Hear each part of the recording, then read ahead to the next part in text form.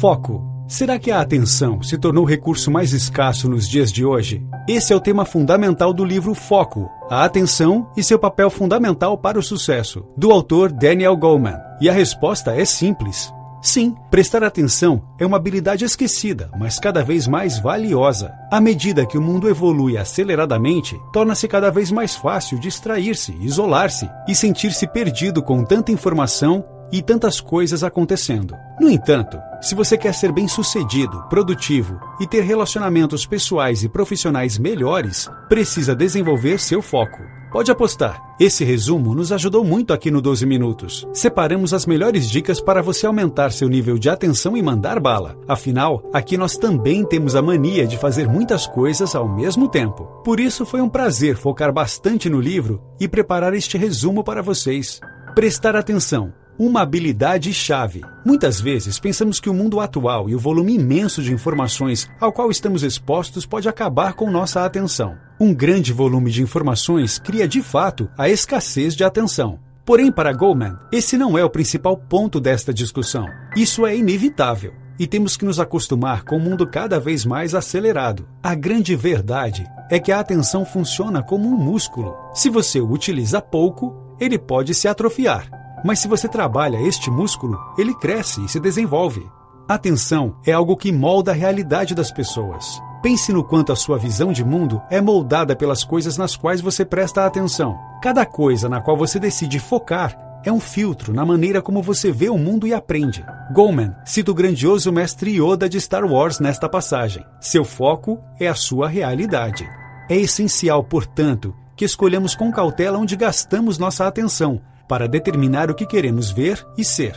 2 tipos de distrações. Existem 2 tipos principais de distrações: as distrações sensoriais e as emocionais. Distrações sensoriais são fatores externos que estimulam nosso cérebro, como por exemplo barulho, novas cores, sabores, cheiros e sensações. Ao longo do tempo, nosso cérebro é bastante eficiente para se desligar deste tipo de distração. Isso ocorre naturalmente, quando, por exemplo, você estuda e ouve música. Já a distração emocional ocorre quando, por exemplo, ouvimos nosso nome, temos um problema em nossas vidas ou terminamos um relacionamento. Aqueles que têm um foco mais imune às turbulências emocionais geralmente são menos abalados por crises e mantêm suas vidas nos trilhos durante este momento. É preciso saber lidar com esses 2 tipos de distrações para manter nossa atenção focada. Se você tem a atenção focada, o cérebro conecta as informações que já sabemos às novas informações, criando novas conexões neurais. Quando não estamos focados, nosso cérebro não faz estas conexões,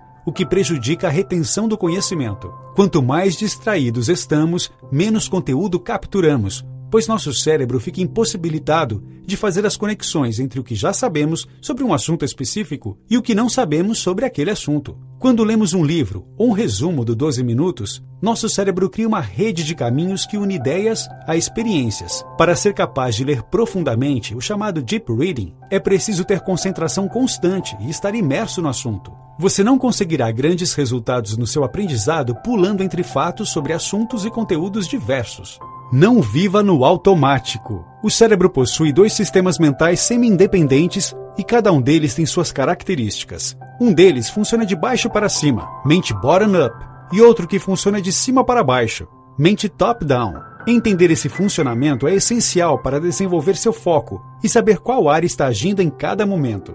Mente bottom-up possui alta capacidade de processamento, resolvendo problemas de forma involuntária e automática. Não somos capazes de perceber seu funcionamento. Ela é rápida e precisa de pouca energia para funcionar. Por isso, na maioria das vezes, assume o comando. Ela gerencia nossos modelos mentais de como percebemos o mundo. Ela processa informações por associação, é intuitiva. Ela é guiada pelas emoções, portanto, é impulsiva.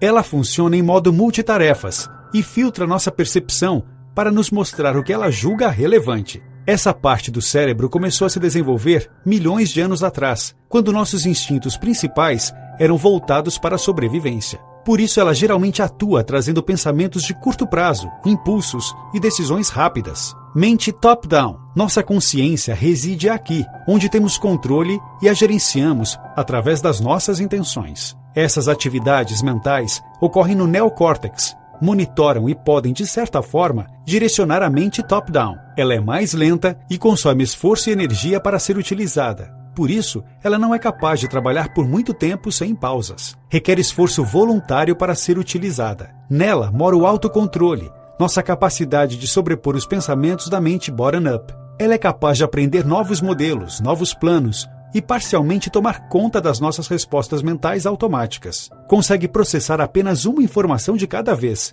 e precisa analisar bastante antes de chegar a uma resposta. Ela se desenvolveu centenas de milhares de anos depois da mente bottom-up, dando ao ser humano a capacidade de refletir, conhecer-se, decidir e planejar. O objetivo do seu cérebro, quando se defronta com um novo estímulo, é distribuir tarefas mentais entre os dois sistemas acima, com o menor esforço possível e ter o melhor resultado. Quanto mais desenvolvemos uma habilidade e a transformamos em um hábito ou uma rotina, mais ela é passada da mente top-down para a mente bottom-up. Já ouviu falar de atletas que fazem um exercício tantas vezes que ele acaba ficando na sua memória muscular? Na verdade, o fenômeno que ocorre é o cérebro deixando essa repetição cada vez mais automatizada. Essa automatização libera nossa atenção para que possamos aprender coisas novas e nos desenvolvermos. Assim, um dos segredos de desenvolver seu foco é simplesmente transformar suas principais atividades em hábitos e fazer com que seu cérebro bottom-up consiga assimilá-los. Quanto mais você expõe seu cérebro a um volume maior de informações, sua capacidade de controlá-lo fica reduzida. Quanto mais distraído você está, mais propenso a erros, cansaço mental e estresse. Os circuitos bottom-up absorvem hábitos rápido e silenciosamente durante o dia. E embora isso seja útil se você tem bons hábitos que quer desenvolver, caso você tenha uma má rotina e muitas distrações, esse sistema também pode assimilar estas situações e entendê-las como rotinas, que criamos inconscientemente. Existem muitas armadilhas para sua mente bottom-up, muitas vezes utilizadas até mesmo por campanhas publicitárias. Lembra daquela modelo sorrindo no comercial de bebidas? Sim, a ideia é que você associe isso ao hábito de beber, e assim, beba mais. Devagar e ter um foco solto também tem seu papel. Nem sempre pode ser valioso ter o foco limitado a uma única coisa, ou toda a atenção voltada somente para um único objetivo. Manter seu foco aberto e manter seus pensamentos à deriva também tem um papel importante. Porém, em vez de divagar em direção a algo perdido, é sempre possível ir na direção de coisas que sejam valiosas e daí surgirem grandes insights. Obviamente, é cada vez mais difícil ter tempo para ficar sozinho com você mesmo, relaxar e refletir. Mas é muito importante que você tenha estes momentos, pois eles são capazes de aumentar dramaticamente seu potencial criativo e sua imaginação. Para tarefas simples, que demandam pouco foco, como por exemplo, colar envelopes de cartas, vale a pena deixar sua mente à deriva e abrir espaço para divagações. É claro que para muitos isso pode ser desafiador. Pessoas acostumadas com rotinas extremamente corridas, executivos e profissionais da informação, muitas vezes têm dificuldades para se desligar do assunto em foco e explorar novas ideias, possibilidades. Uma técnica citada por Goleman para resolver isso foi adotada por Peter Schweitzer. Ele trabalhava com criptografia e sempre se via em situações intensas de análise de dados para desvendar combinações e segredos encriptados. Essa é uma tarefa que exige muito foco. Porém, ele decidiu realizar estas atividades enquanto caminhava, para ter mais estímulos externos e trabalhar outras áreas do cérebro. Existem também as pessoas que têm grandes dificuldades de concentração e que mantêm seus cérebros à deriva, com uma forte disposição para divagar. Estas pessoas são mais espontâneas e têm algumas habilidades interessantes, como capacidade de improvisar e fazer conexões entre áreas mais distantes do cérebro. Muitos rappers estão nessa categoria, por exemplo. Em alguns casos, isso pode até ser resultado de uma doença chamada de transtorno de déficit de atenção, ou TDA. Aprenda a ser criativo, divague com foco. Para desenvolver sua criatividade, é preciso passar por 3 etapas principais. Orientação, quando olhamos para fora e buscamos todos os tipos de informações que poderiam nos ajudar. Atenção seletiva, quando focamos especificamente no desafio que queremos resolver. Entendimento, quando associamos as informações livremente para deixar que a solução apareça. No mundo atual, onde quase todos têm acesso às mesmas informações, o valor criado vem da síntese, a habilidade de combinar ideias de novas maneiras, resolvendo problemas de alto impacto. A habilidade de divagar deixa sua mente mais livre para fazer estas combinações, enquanto uma agenda travada e cheia de compromissos te fecha para estas possibilidades. Um estudo de Harvard chamado O Poder das Pequenas Vitórias descobriu que as melhores ideias fluem quando as pessoas têm objetivos claros, mas também liberdade para saber como alcançá-los. Se você quer ser criativo, é importante sempre dar ao seu cérebro este tempo para pensar livremente. O mais importante é ter várias pequenas vitórias no caminho do seu objetivo e ir iterando até que o problema seja resolvido. Encontrando o equilíbrio. Pode parecer difícil de aceitar, mas o que mais nos distrai não são as pessoas ao nosso redor, mas sim nossa própria mente. Para conseguirmos nos concentrar, é preciso sermos capazes de silenciar nossas interrupções internas. Para atingirmos este estado, Goleman recomenda a prática da filosofia de Mindfulness. A premissa é simples. Quando nos voltamos para nossos sentidos e focamos em percebê-los a todo o tempo, os ruídos do nosso cérebro são silenciados e os circuitos mentais se aquietam para os assuntos pessoais que te distraem. Seu cérebro vive um conflito constante entre divagar e perceber exatamente onde você se encontra naquele momento. Se você usa sua energia para divagar, sua percepção do mundo naquele momento fica reduzida. Porém, se você foca em perceber o seu meio e os estímulos do mundo, seu cérebro abandona as divagações. É importante encontrar seu ponto de equilíbrio e garantir que seus pensamentos e sua performance estão indo ao encontro de seus objetivos. Se seu cérebro mantém foco constante por muito tempo, ele se cansa e você pode chegar ao ponto de exaustão cognitiva, tornando-se incapaz de aprender. Os principais sinais de exaustão cognitiva são queda na produtividade, irritabilidade e falta de energia para pensar. Para restaurar sua energia mental e mantê-la sempre em um alto nível, você precisa alternar entre a atenção voluntariamente focada e permitir que a mente relaxe e divague. Para atingir esse meio termo, de tempos em tempos, faça algo relaxante, dê uma caminhada, brinque com os seus filhos, faça algo que não requeira uma concentração grande. Descubra sua voz interior. Atingir seus objetivos é algo que requer trabalho duro, foco e sacrifício, ou seja, força de vontade. Força de vontade, segundo pesquisas citadas por Goleman, tem alta correlação com sucesso profissional. Para desenvolver seu foco, você vai precisar desenvolver sua força de vontade. E a forma mais efetiva de desenvolver sua força de vontade é fazer o que você ama. Algo alinhado à sua voz interior. Sua força de vontade aumenta se seu trabalho reflete seus valores pessoais. Steve Jobs sempre aconselhou que não devemos deixar a voz de outras pessoas apagarem nossa voz interior. É preciso também seguir nossos corações e intuição, pois eles sabem o que queremos ser e onde queremos chegar, ele dizia. Nossos sentimentos irracionais e reações biológicas a informações são circuitos bottom-up, que simplificam nossas decisões, guiando nossa atenção entre as melhores opções. Quanto melhor nos tornamos em ler estes estímulos, melhor nossa intuição se torna. É preciso nos conhecermos para evoluir nosso foco. O poder da resiliência emocional. A resiliência emocional entra em ação quando nos recuperamos dos reveses da vida. Pessoas altamente resilientes têm sua área pré-frontal esquerda do cérebro, parte do nosso mecanismo top-down, mais desenvolvidos, para evitar que as emoções sequestrem sua habilidade de pensar. Desenvolver-se como indivíduo é essencial para que você consiga se tornar emocionalmente resiliente. É possível fazer isso de duas maneiras, ambas focando em entender como você opera. A primeira delas é o autoconhecimento. Se você consegue entender suas forças, fraquezas e seus gostos, conseguirá trabalhar estas qualidades para se desenvolver emocionalmente. A segunda é utilizar-se da metacognição. Se você entende os processos que te levam a aprender novas coisas e os processos que te atrapalham, será capaz de inibir os hábitos mentais problemáticos. Entendendo a empatia. A empatia tem duas formas principais: a empatia cognitiva e a empatia emocional. A primeira nos capacita a ver o mundo através dos olhos dos outros e a nos colocar no lugar deles. A empatia cognitiva nos ajuda a compreender o estado mental de outras pessoas e o motivo pelo qual agem de uma maneira específica. Ela nos permite observar, por exemplo, se uma pessoa está feliz ou triste apenas olhando para sua expressão. Ela é uma empatia de leitura. Nós entendemos, mas não necessariamente simpatizamos com a causa, sentimento da pessoa.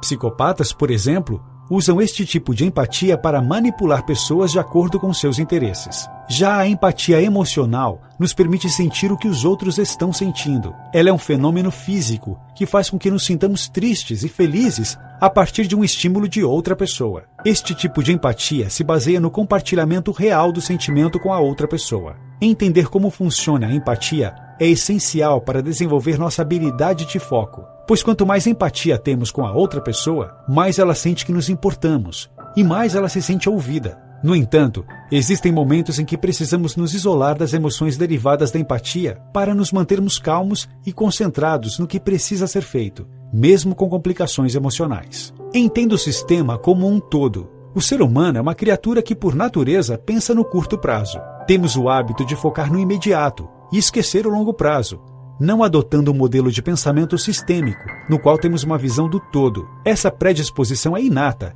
e vem da nossa mente bottom-up. É preciso treinar nossa mente para que ela sempre leve em consideração esse contexto mais amplo, pois quando tentamos resolver um problema focando somente no resultado a curto prazo, acabamos chegando a soluções parciais e temporárias. Um exemplo interessante disso, adotado por Goleman no livro, é o problema dos engarrafamentos. A solução de curto prazo é simples, apenas aumentar a largura das estradas. Mas, a longo prazo, os engarrafamentos voltam a acontecer e o transporte de massa deixa de ser viável. Nosso modelo mental incompleto sobre engarrafamentos existe pois não levamos em conta as dinâmicas sistêmicas do transporte como um todo. Nossas percepções e modelos mentais são derivados das habilidades que ajudaram nossos ancestrais a sobreviver na selva, baseando-se em um pensamento local, e na maioria das vezes não funcionam para entender os sistemas do mundo atual. Se confiarmos apenas neles, corremos o risco de sermos o sapo dentro da panela com água que alguém colocou no fogão. Vamos morrer cozidos sem entender o motivo. Focar no contexto mais amplo de qualquer problema nos capacita a pensar não somente nos efeitos imediatos, mas também no futuro distante. Como os líderes conseguem direcionar as pessoas? Para liderar, ter foco é uma habilidade essencial. E neste caso, foco significa não apenas o foco do líder, mas a capacidade de direcionar os liderados para o caminho certo, que está alinhado aos objetivos da organização. Para um líder, saber direcionar é mais importante até mesmo do que suas qualificações profissionais ou seu QI. Líderes bem-sucedidos possuem autoconhecimento e sabem capturar a atenção dos seus liderados. Sabem também que para dar direcionamento a eles, é preciso dar significado ao direcionamento. Líderes bem-sucedidos sempre estão buscando novas informações, pois precisam entender o sistema onde atuam e ter uma ótima sinergia entre sua realidade emocional e a das pessoas que ele busca inspirar. Um dos maiores desafios neste caso é saber ouvir, que é uma característica relacionada à empatia emocional. Atualmente, não saber ouvir é quase uma epidemia nas empresas. E para liderar, é preciso falar menos sobre nós mesmos e prestar atenção no que importa para os demais e para o grupo. Além disso, o bom líder também sabe que seus liderados olham para onde a sua atenção está, e por isso serve de exemplo. Por isso é importante ter um modelo claro e estratégico de foco organizacional. Steve Jobs, por exemplo, tinha uma diretriz simples, que se baseava em decidir em que não trabalhar é tão importante quanto se decidir em que trabalhar. Para criar uma estratégia bem-sucedida, é preciso ter uma tensão constante entre duas estratégias. Bons líderes são capazes de saber quando alternar entre tornar-se mais eficiente dentro do foco, a habilidade de aprender e evoluir, melhorando a capacidade atual. Explorar fora do foco atual, a habilidade de se desligar do foco atual para buscar novas possibilidades.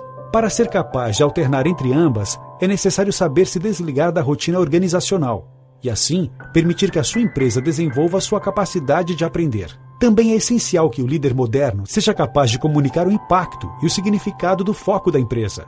Líderes inspiradores lutam para empoderar e contribuir com seus funcionários e a comunidade.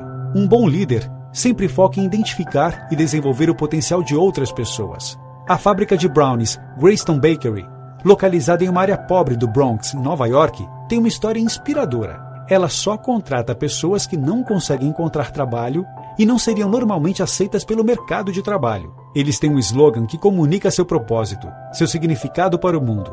Nós não contratamos pessoas para assar brownies. Nós assamos brownies para contratar pessoas.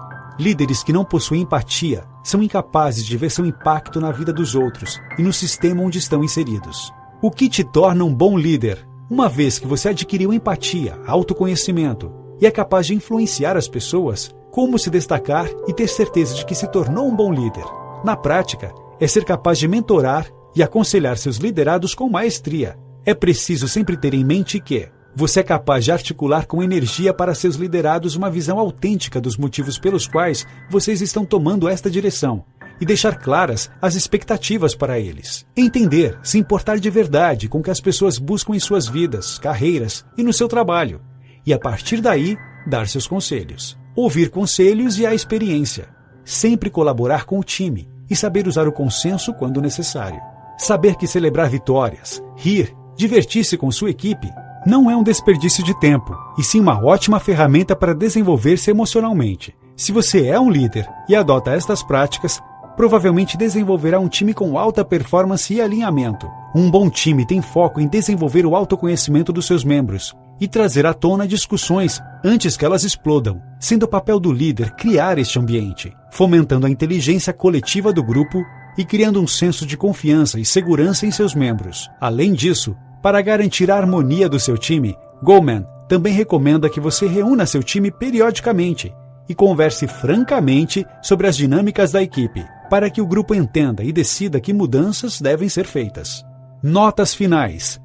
Este é, na nossa opinião, um dos livros mais fantásticos sobre foco e liderança já escritos. Se você chegou aqui, provavelmente achou este resumo grande demais, ao menos para um resumo, e pedimos desculpas por isso. Para nós, as lições-chave deste livro são: entenda como seu cérebro funciona, saiba quando você está no controle e quando não está, para poder se concentrar melhor.